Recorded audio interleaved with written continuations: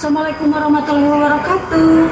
Perkenalkan, nama saya Sriani Andiani, bertugas mengajar di SMK Negeri 1 Sukamaju Cianjur, Jawa Barat.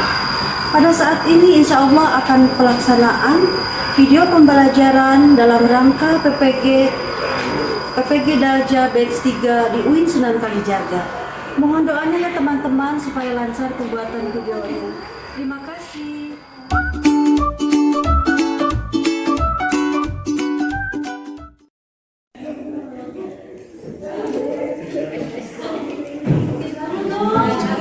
Assalamualaikum warahmatullahi wabarakatuh.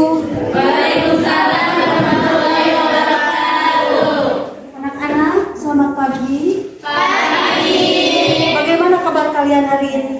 Alhamdulillah, luar biasa. Allahu Akbar. Alhamdulillah, kalian terlihat sehat ya, terlihat juga segar ya.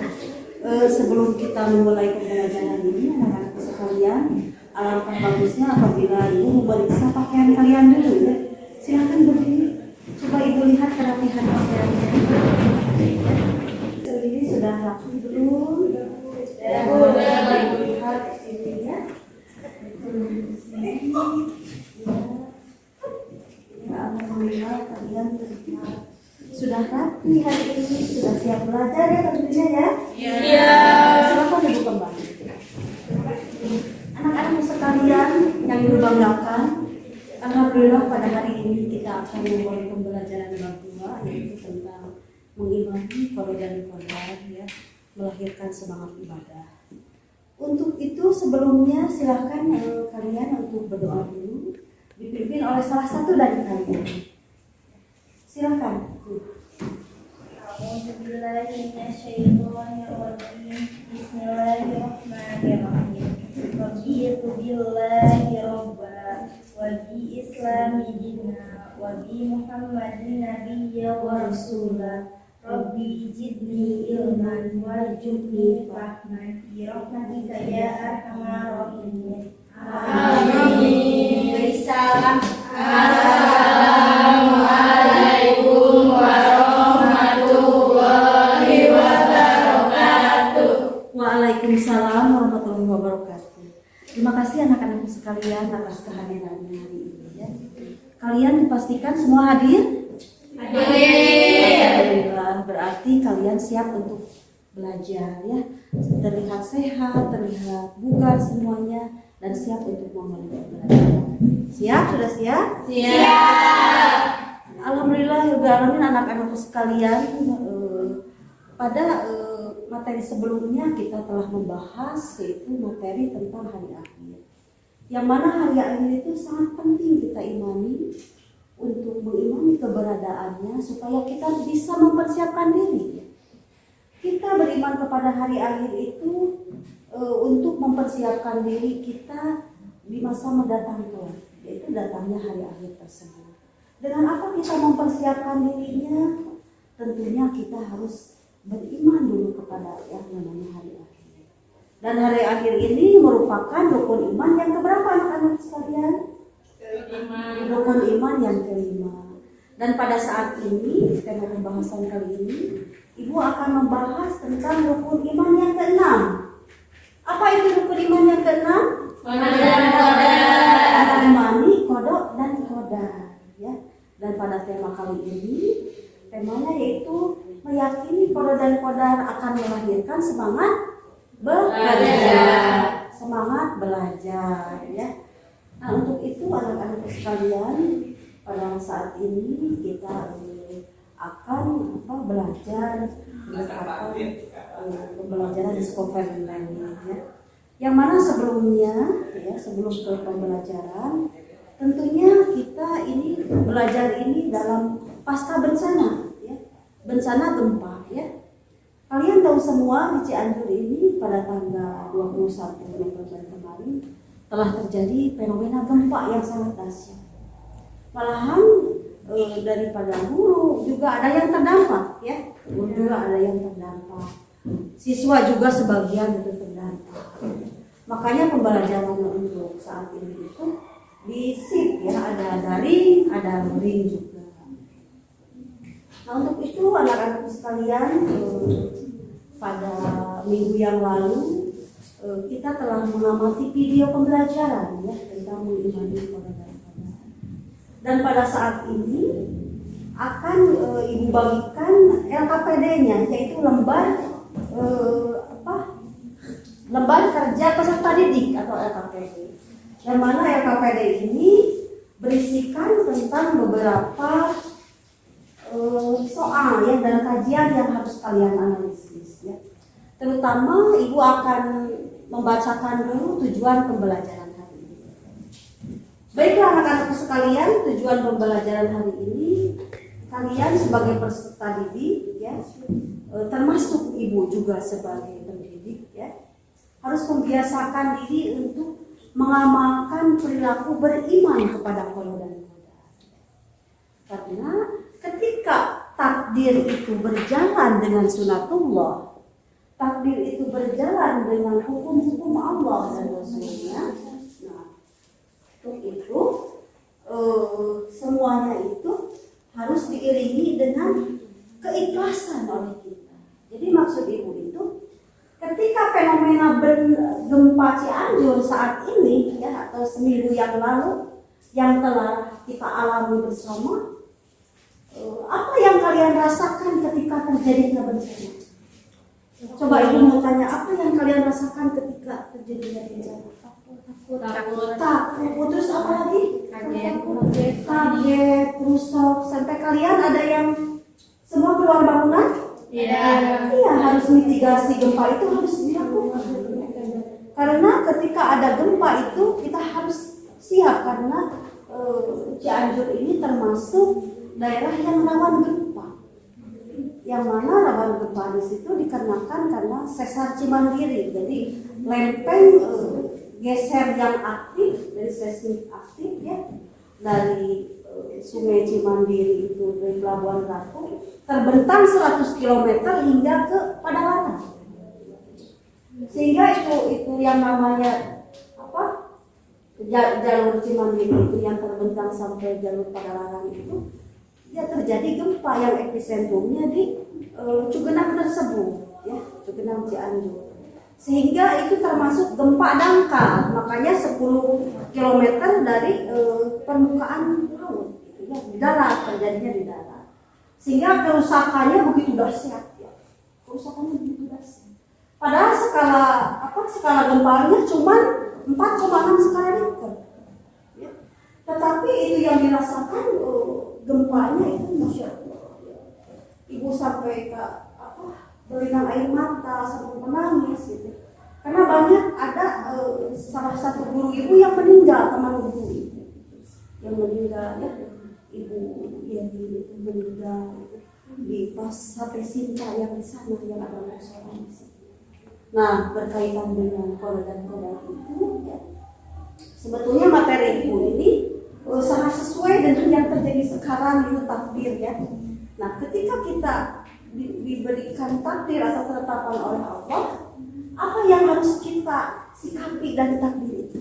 Ikhlas. Betul ya, yang pertama harus ikhlas. Kita ikhlas menerimanya sesuai dengan tujuan pembelajaran ini ya. Jadi tujuan pembelajaran ini harus ikhlas ya, dengan menerapkan perilaku mengimani qada dan qadar. Kesemuanya ini berasal dari Allah dan kita harus menerimanya dengan ikhlas. Dan ikhlas di situ kita itu berusaha untuk tegar, berusaha untuk menerima semua kenyataan dan ketetapan dari Allah. Dan ada 4 hal keterkaitan dengan takdir. Ada 4 hal keterkaitannya. Yang pertama itu keterkaitannya itu ketika ketetapan Allah terhadap hamba-Nya atau terhadap kita ini terjadi, maka kita harus mengimaninya. Halo? Hai. Halo, hai. Masih semangat? Masih. Alhamdulillah ya. Jadi teruskan lagi ya. Ketika itu takdir itu diberikan kepada kita ketetapannya oleh Allah Subhanahu wa taala, pertama harus disikapi oleh kita ini beriman dulu kepada qada dan qadar. Kita mengimani semua yang terjadi ini adalah dari Allah. pasrah diri, ikhlas diri kepada Allah. Yang keduanya dengan ikhtiar. Ikhtiar apa? Ikhtiar itu apa artinya? Berusaha. Terus ikhtiar itu apa lagi? Ada ikhtiar lahir, ada ikhtiar batin. Ikhtiar lahir seperti apa? Contohnya belajar sungguh-sungguh. Belajar dengan sungguh-sungguh, berusaha dengan sungguh-sungguh dengan menggunakan akal dan fisik, ya seperti itu. Ikhtiar batin, siapa yang tahu ikhtiar batin seperti apa ikhtiarnya? Silakan, ikhtiar batin seperti apa sih? Berdoa. Nah itu ya, ikhtiar batin itu seperti berdoa, ya Allah, berzikir hanya kepada Allah, memohon ampunan kepada Allah. Karena semua yang menimpa kita ini tidak terlepas dari pandangan Allah semuanya. Ketika alam sudah berbicara itu gempa, alam sudah berbicara banjir, sudah menyatakan itu apa? Kegelisahannya alam itu menandakan kegelisahan manusia dan keimanan manusia juga sudah menuju kerusakan. Karena hubungan manusia juga sama dengan alam ini. Justru ada sebab akibatnya. Ya. Karena hukum di dalam agama itu hukumnya kausalistik, sebab akibat. Ketika manusia berbuat yang tidak baik, maka alam juga membuktikan itu rusak. Nah untuk yang keempatnya, yaitu kaitannya dengan tawakal. Yang pertama ketika kita diberi ketetapan oleh Allah itu dengan beriman atau menerima semua ketetapan Allah dan mengimani adanya qada dan qadar. Yang keduanya dengan berikhtiar, itu ikhtiar lahir dengan ikhtiar batin. Yang ketiganya dengan yang ketiganya setelah mengimani, keduanya itu kita apa? Berikhtiar, ketiganya dengan halo. Hai. Halo. Kalian sepertinya kurang konsentrasi ini ya. Apa kabar 12 ATKP hari ini? Alhamdulillah, luar biasa. Allahu Akbar. Itu ya. Ada semangat? Masih semangat? Masih. Harus ya. Meskipun kita dalam keadaan terlalu patah, harus semangat ya. Jangan putus asa ya. Tingkatkan itu berdoa kepada Allah. Dan karena yang ketiganya itu berdoa kaitannya. Dan yang keempatnya itu adalah tawakal. Apa itu arti tawakal itu? Berpasrah diri kepada Allah. Berpasrah diri kepada Allah ya, dengan ikhtiar kita sebelumnya. Nah itu. Yang keduanya, kalian harus bisa menjelaskan pengertian daripada qada dan qadar itu. Ada pengertian atau makna yang keliru itu ya, diantaranya ada makna yang keliru, ada makna yang benar. Makna yang kelirunya itu adalah paham zabariyah dan paham qadariyah. Dan makna yang benar itu mengenai hakikat qada dan qadar. Itu keimanan kita kepada dan qadar itu sejalan dengan sunnatullah. Karena keberhasilan seorang hamba itu ya tergantung kepada sejalan tidaknya kepada hukum-hukum Allah, yaitu Al-Quran dan As-Sunnah. Ketika seseorang itu sudah lurus menjalankan semua aktivitasnya, semua ibadahnya dengan berdasarkan hukum-hukum Allah atau sunnatullah, maka akan kebahagiaan yang dia capai. Tetapi kalau dia tidak sejalan, bahkan lalai kepada sunnah tersebut, maka bencanalah yang akan terjadi. Kita ini harus siap-siap waspada. Keadaan bumi Cianjur ini seperti ini. Pertama, tingkatkan kewaspadaan. Kedua, mitigasi bergempa, cara menangani ketika ada gempa. Pertama, jangan panik. Ketika kita tidak bisa menghindar seperti hanya yang kemarin langsung aja kayak seperti sebuah meja kaca terus disundul dengan besi dari bawah, seperti itu. Ibu kira seperti itu. Karena suaranya aja sudah lain, suara gempa. Sudah juk kayak kereta api gitu. Udah gitu aja. Karena serentak dan banyak yang tidak bisa menghindar, menyelamatkan diri, sehingga begitu langsung rubuh. Nah, mitigasinya ketika ada gempa itu kita jangan panik. Kalau kita ini sudah terlanjur ada di ruangan, cari meja, bukan meja kaca tapi yang meja kayu. Suka ada meja makan di rumah, ya. Kita berlindung aja di situ. Karena itu bisa menahan daripada tumpukan-tumpukan yang menimpa. Ada kalanya di Jepang itu kemana-mana itu memakai helm, ada seperti itu. Jadi persiapan kita ini di daerah rawan bencana ini, selain kita ini mitigasi bencana seperti hal ngumpet di bawah meja, terus keluar ruangan, juga kita harus mempersiapkan itu memakai helm. Ya apa-apa, bukan karena mau, kan fungsinya helm itu untuk safety, bukan takut karena polisi. Iya. Betul itu kan? Ya, betul. Nah, kita memakai helm itu bukan takut sama polisi. Ya di samping sedikit takut sih kalau kita melanggar, ya betul. Ya, kalau kita melanggar ya sedikit takut gitu. Tapi itu untuk keselamatan kita dari tumpukan yang menimpa kita, dari bencana, dari panas juga, dari debu juga, itu bisa safety kita. Ya. Terus kalau malam gempa susulan terus menerus kan bisa terjadi seperti itu. Nah, kita sudah alhamdulillah ini tidak terdampak sekali, ya, walaupun ada beberapa siswa, ada beberapa guru yang terdampak. Itu kita harus berdoa dan berdoa. Nah, anak-anak sekalian, tiba saatnya kita akan belajar yang mengarahkan untuk kalian berdiskusi, dan ibu akan membagikan LKPD-nya ada lembaga kerja seperti itu. Silahkan kalian untuk bersatu dengan kelompok-kelompok masing-masing. Ya, mulai sekarang. Karena ini hanya sedikit waktu ya.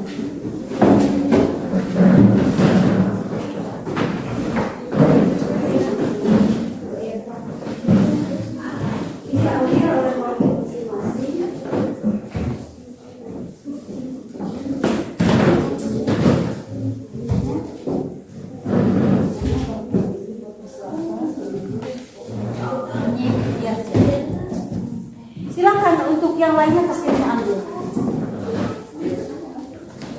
Pertama lembar kerjanya. Terus ini bahan-bahan yang perlu dikaji oleh kalian. Ya. Nah ini silakan. Silakan diambil. Ya. Kamu belum? Silakan ambil bukunya. Bahan kajiannya silakan. Nah, silakan kalian pastikan kalian berdiskusi ya. Semuanya aktif mengerjakan itu. Mengerjakannya.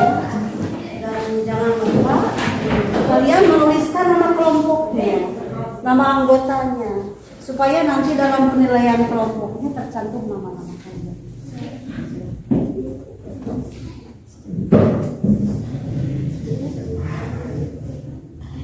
Pertama itu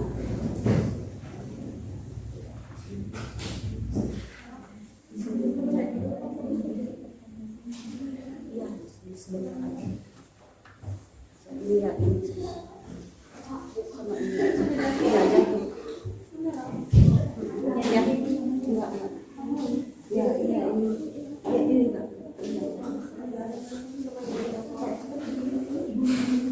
Oh iya, betul. Kamu dengan contohnya. Kamu mengerjakannya, anak-anak sekalian, ibu mengarahkan LKPD-nya kepada kalian. Sudah ibu ambil ya. Untuk kelompok satu itu bagian bahan yang kelirunya daripada memaknai kode dan kodar. Dan ini kalian memahami dalam pengisiannya, memahami kode dan kodar dari pengertian yang benar ya, memaknai dengan benar. Seperti ini. Apa yang mengenai dengan benar? Selain ini dianalisa oleh kalian, tuliskan hasil kerjanya, kalian mengerjakan ini. Yang ini bagian yang kelompok satu, ini kalian kelompok dua. Iya Bu. Baik. Sekalian untuk kelompok 3 ya, seperti Ibu telah diarahkan pada saya. Menganalisa ini ditulis maknanya apa ya. Kalian ini di sini pengerjaannya, kamu di sini ya. Nah, ini pengerjaannya. Ini aja.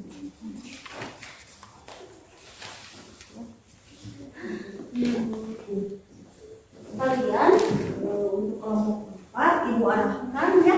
Ibu arahkan kalian untuk kelompok 4 mengisi dulu nama kelompoknya, terus nama-nama temannya, terus dibuka lagi coba.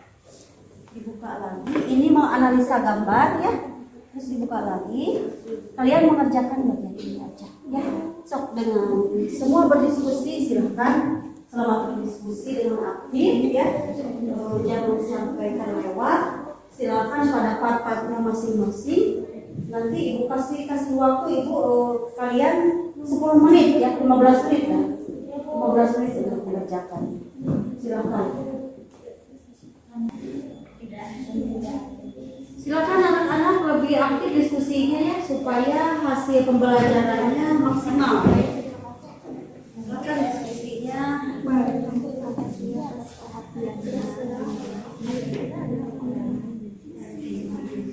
Silakan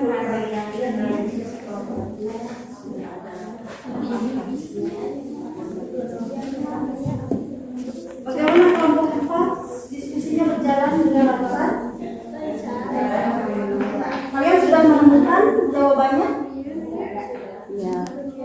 Kelompok 3 bagaimana? Kelompok 3 sudah mengisi diskusinya?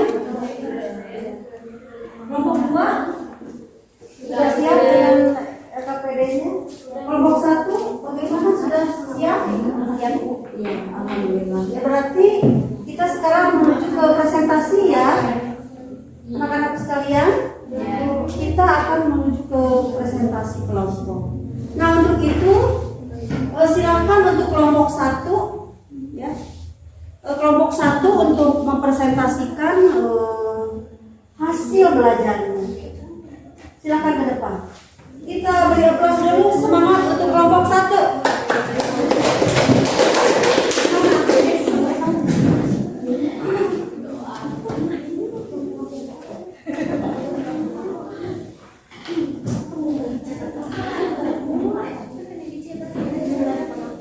Silakan.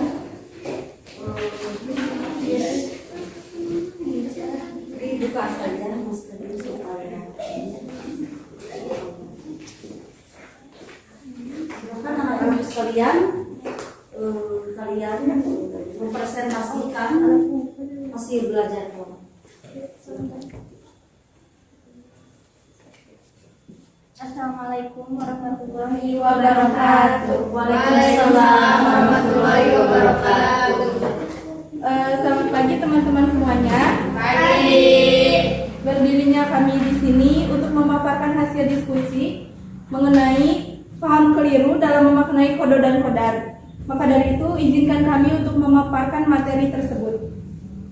Baik, terima kasih. Izin memaparkan materinya. Ya, paham yang keliru itu ada dua, yaitu paham Jabariyah dan paham Qadariyah. Nah, apa sih paham Jabariyah itu? Paham Jabariyah adalah paham yang menafikan bahwa segala sesuatu itu terjadi hakikatnya karena Allah Subhanahu wa Ta'ala, tidak ada campur tangannya dengan manusia. Sebagai contohnya adalah jika seorang pelajar selalu gagal dalam mengerjakan ujiannya, dia itu beranggapan bahwa kegagalannya itu serta kebodohannya itu terjadi atas takdir dari Allah Subhanahu wa Ta'ala, sehingga dia malas untuk berdoa dan juga malas untuk belajar. Dan yang kedua adalah paham Qadariyah. Apa sih paham Qadariyah itu? Paham Qadariyah adalah paham yang berpandangan bahwa kita yang sepenuhnya menguasai dan menentukan apa yang terjadi pada kita. Sebagai contohnya adalah jika ada seorang pelajar yang selalu berhasil atas ujian yang dia kerjakan, dia beranggapan bahwa keberhasilannya itu terjadi atas usaha diri dia sendiri tanpa melibatkan Allah Subhanahu wa Ta'ala, dan dia seolah-olah tidak butuh Allah Subhanahu wa Ta'ala. Mungkin itu saja yang bisa saya sampaikan mengenai paham keliru dalam memaknai kodo dan kodar. Baik, terima kasih atas perhatiannya. Mohon maaf bila ada kekurangan, dan jika ada lebihnya tidak usah dikembalikan, karena kami orangnya ikhlas. Cukup sekian yang bisa kami sampaikan. Kami pamit untuk undur diri. Cuci tangan sampai bersih. Cukup sekian dan terima kasih. Wassalamualaikum warahmatullahi wabarakatuh. Waalaikumsalam warahmatullahi wabarakatuh. Kita berdoa dulu. Alhamdulillah ya, kalian semuanya sudah memahami pendekatan diskusi kelompok dengan aktif. Nah, untuk itu anak-anak sekalian mohon perhatiannya semuanya. Ya. Untuk presentasinya alhamdulillah sudah tercapai karena diwakili oleh salah satu kelompok. Silakan untuk menghadap ke depan kursinya. Ini ada kesimpulan sedikit ya.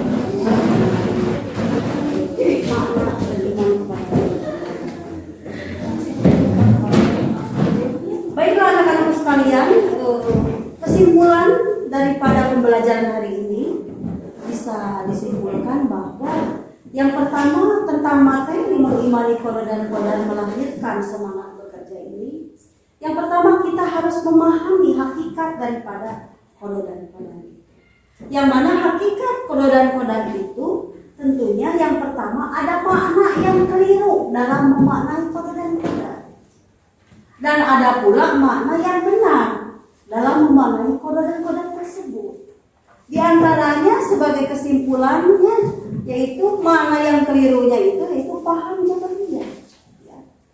Yang mana paham Jabariyah itu menganggap segala usahanya itu jadi takdir itu sudah diatur oleh Allah Subhanahu wa taala.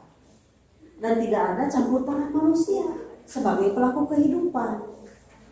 Dicontohkan pada seorang pelajar yang selalu mengalami kegagalan, mengalami diberikan nilai yang kecil ya, sehingga dia beranggapan bahwa kebodohannya itu disandarkan kepada kehendak Allah, sehingga tidak ada usaha dari dia, itu tidak ada usaha.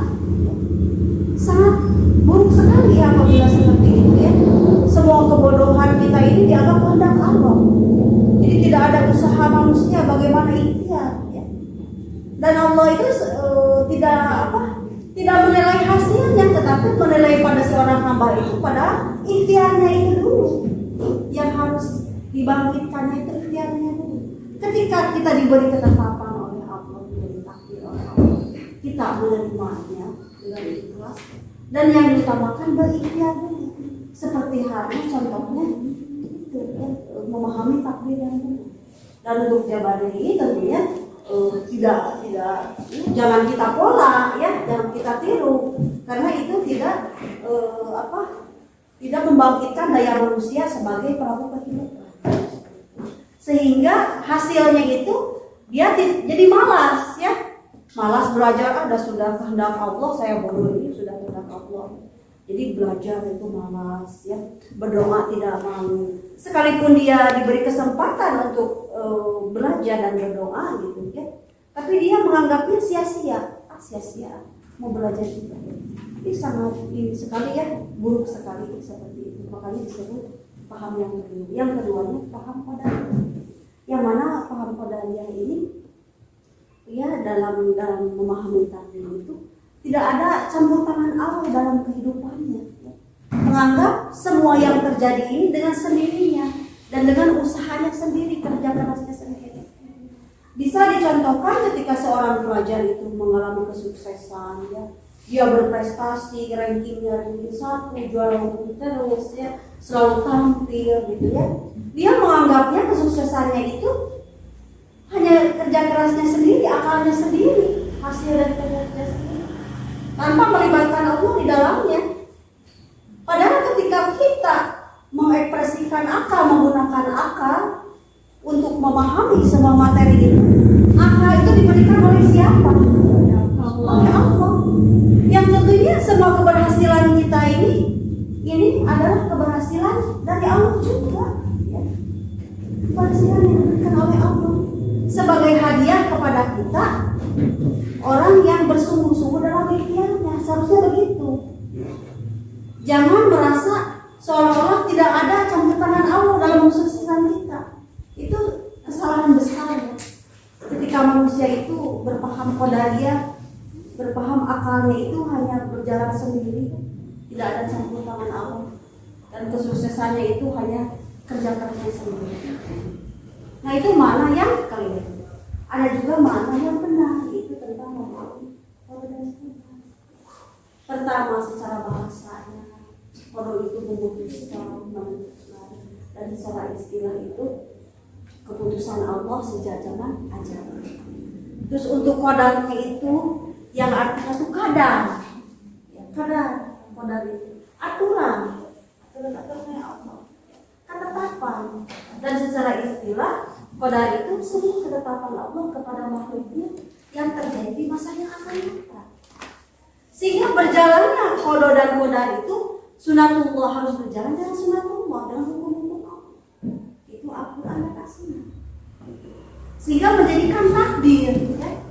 Ketika takdir seseorang diberikan oleh Allah Subhanahu wa taala kepada kita, baik itu takdir yang buruk atau yang baik, pertama yang harus kita sikapi itu adalah harus ketika kita diberi ketetapan takdir oleh Allah, itu baik itu takdir buruk atau takdir baik, bagaimana pertama kita harus menyikapi? Beriman dan ikhlas, tepat sekali. Nah itu ya, kita beriman. Boleh tepuk tangan, boleh. Alhamdulillah kalian bisa istilahnya memahami pembelajaran ini. Ibu jadi senang ya. Kalian sudah paham semuanya ya. Nah, ketika kita diberi ketetapan oleh Allah, kita beriman dulu kepada qada dan qadar yang merupakan rukun iman yang keenam atau yang terakhir. Imani dulu bahwa semua ketetapan qada dan qadar takdir itu dari Allah Subhanahu wa taala. Yang harus kita terima dengan ikhlas. Meskipun ikhlas itu susah. Sabar itu sulit. Sabar itu berat, ya. Karena sabar itu menahan semua gejolak hati. Terkadang bisa disimpulkan sabar itu sakit, ya. Karena menahan gejolak hati itu. Tetapi diibaratkan sabar itu diibaratkan sebagai jamu, harus diibaratkan sebagai jamu. Coba jamu kalau pertama kita minum itu pahit, ya. Tetapi hasilnya manis, menyebar ke seluruh tubuh menjadi tenaga, ya. Menjadikan kita sehat. Nah, itu karena seperti itu. Berapa memahami sabar, meskipun pahit, tapi akhirnya akan manis, insya Allah, ya. Mudah-mudahan seperti itu, ya. Harus sabar. Ya. Jangan lupa berdoa atau berikhtiar. Ikhtiar lahir dengan belajar sungguh-sungguh, dengan menggunakan akal dan isi kita semaksimal mungkin. Dan ikhtiar batinnya dengan berdoa kepada Allah, karena akan mengurangi murka Allah kepada kita. Ketika Allah itu kata bahasa Sunda benuh orangnya, kita terus murka gitu ya. Apa untuk menguranginya itu? Beberapa ahli hikmah berpendapat ketika Allah murka kepada kita, ketika Allah benuh kepada kita, maka kita harus bisa menguranginya dengan bersalawat. Paling tidak 1000 kali satu hari, sok laksanakan, ya. Bersalawat, berzikir. Jangan lupa sholatnya, jangan bolong-bolong, tingkatkan lagi ibadahnya, ya. Berdoa kepada Allah. Nah, sesudah berdoa kita bertawakal kepada Allah, ya. Sudah berikhtiar, sudah beriman, sudah berikhtiar atas bencana terutama yang terjadi, fenomena bencana di Cianjur ini. Sudah kita mengamini semua itu takdir dari Allah yang harus kita terima. Harus menerima dengan ikhlas, walaupun sulit, tapi harus berusaha, ya. Karena yang namanya ikhlas, sabar itu menahan gejolak hati. Itu harus perlu perjuangan. Perjuangan karena tidak ada sebuah perjuangan itu tidak ada pengorbanan. Mengorbankan hati kita supaya ikhlas, supaya sabar, supaya menerima ketentuan dari Allah. Misalnya nanti akan berbuat baik juga. Nah itu seperti itu sih. Yang terutama kita harus ketika mengimani qadar itu ada dalilnya yang menerangkan di dalam Quran surah Yasin ayat 34 yang berbunyi Alhamdulillah minasyaitonirrajim bismillahirrahmanirrahim wasamsu tajri di mustaqarrin laha dan takdirul azizil alim. Jadi matahari itu berjalan di tempat beredarnya. Demikianlah ketetapan Allah atau takdir Allah yang maha kuasa dan maha mengetahui. Dan jangan lupa kita ini harus mengetahui juga di dalam hadis Rasulullah SAW, ya, hadis riwayat Muslim berkenaan dengan qada dan qadar ini, berkenaan dengan ketetapan Allah ini. Nah, di dalam hadis itu yang artinya sesungguhnya pada penciptaan seorang hamba itu ya dikumpulkan pada perut ibu kita ini, pada perut ibunya selama 40 hari itu dari nutfah dulu. Apa itu nutfah? Sperma. Yang di dalam rahimnya, yang terdapat di dalam rahim seorang ibu. Menjelang 40 hari lagi ya menjadi ulaqah, menjadi darah. Sesudah 40 hari menjadi darah, 40 hari lagi, kemudian 40 hari lagi kemudian ya menjadi mudghah atau sepotong daging. Itu kejadian manusia. Kejadian manusia. Itu sudah ditakdirkan oleh Allah, sudah dikodokkan oleh Allah. Itu waktu penciptaan manusia itu dari nutfah menjadi ulaqah, menjadi mudghah, menjadi sepotong daging. Dan malaikat diperintahkan oleh Allah 40 hari berikutnya untuk meniupkan ruhnya. Dan malaikat memberi 4 catatan pada hari tersebut. Yang pertama catatannya itu ajalnya, kedua rezekinya, ketiga hidup bahagia dan celakanya, dan keempatnya kita ditetapkan apakah kita akan ke neraka atau ke surga. Sudah ada dalam ketetapan Allah. Dan sesungguhnya apabila seorang hamba itu setiap harinya menjalankan amalan penghuni surga, ini terusan daripada hadis tersebut ya.